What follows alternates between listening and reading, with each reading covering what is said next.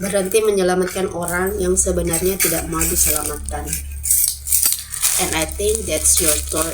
Sekarang giliran kamu untuk menyelamatkan hidup kamu sendiri. Karena bagaimanapun caranya, kamu tidak akan pernah bisa mengubah seseorang kalau dia sendiri tidak mau berubah. Dan itu adalah hal yang di luar dari kendali kamu. Saat kamu fokus pada hal-hal yang tidak bisa kamu kontrol, you gonna to live a miserable life. Ujung-ujungnya cuma satu, kamu capek, hancur, dan frustasi sendirian. Jadi stop mencoba untuk menyelamatkan seseorang yang bahkan tidak ingin diselamatkan. Mulailah menarik diri kamu, menarik energi kamu, dan mulailah untuk memilih hidup kamu sendiri.